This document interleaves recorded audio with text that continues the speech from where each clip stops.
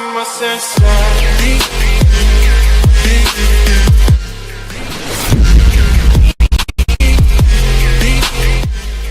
Washington, with Donald Trump in the White House, Jewish Democrats are more energized than ever to mobilize politically. That was the message Wednesday night at a launch event for the Jewish Democratic Council of America (JDCA). Abraham Lincoln famously said our government was designed to be of the people, by the people, and for the people. Well, we now have a president who wants to make it of one family, by one family, and for one family of enormously elite status, said freshman Rep. Jamie Raskin, to thunderous applause.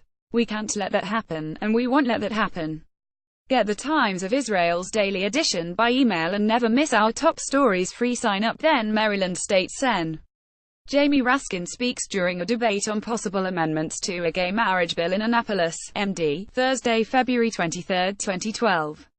App photo Patrick Szymanski. The event was attended by scores of high-profile members of Congress, including House Minority Leader Nancy Pelosi, of California, Maryland Sen.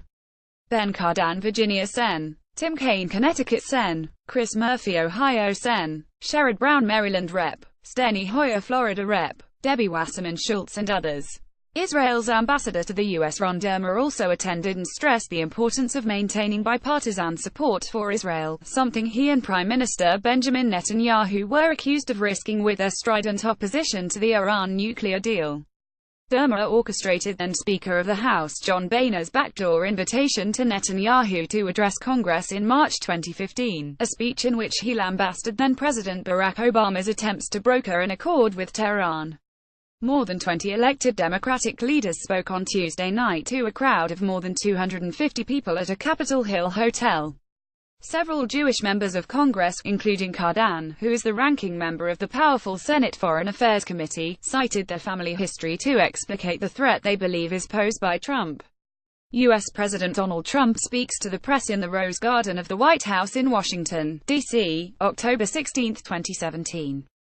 AFPPHOTOSAUL Loeb. My grandparents had the courage to leave Europe to find a better life for their children, Cardin said.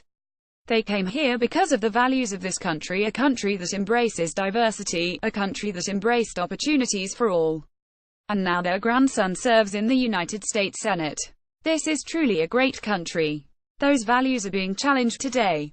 Without explicitly mentioning Trump's travel ban, Cardin suggested it was an affront to Jewish values and emphasized that his was the party fighting its implementation in Washington. The imposition of having religious tests for who can come to America is not being challenged by the Republican Party, but it is being challenged by the Democratic Party, he said. JDCA is largely a reincarnation of the National Jewish Democratic Council and the Jews for Progress PAC. It will be run by many of the same people involved in those two outfits. Former Florida Congressman Ron Klein will chair the organization, while its board will consist of Mark Stanley, Michael Adler, Barbara Goldberg-Goldman, Israel Izzy Klein and other NJDC alums. The day-to-day operations will be run by veteran DC insiders Steve Rabinovitz and Aaron Kiak of Blue Light Strategies, a consulting firm that specializes in representing Jewish organizations and democratic interest groups. A white supremacist carrying a Nazi flag into Emancipation Park in Charlottesville, Virginia, August 12, 2017. Steve Helber. Originally supposed to launch in October, the organization's leadership decided to jump ahead with announcing its formation in August after a white supremacist rally in Charlottesville, Virginia, turned violent, and Trump failed to unequivocally denounce the white nationalists, neo-Nazis and Klansmen who marched in protest of that city's plans to remove a Confederate statue. While we planned to wait until October to issue any public statements, the group said at the time, President Trump's outrageous handling of the tragic events in Charlottesville compelled us to speak out now. JDCA says it will work to actively promote Democratic officeholders and candidates, national and local legislative policies consistent with the Jewish community's values, as well as a strong U.S.-Israel relationship.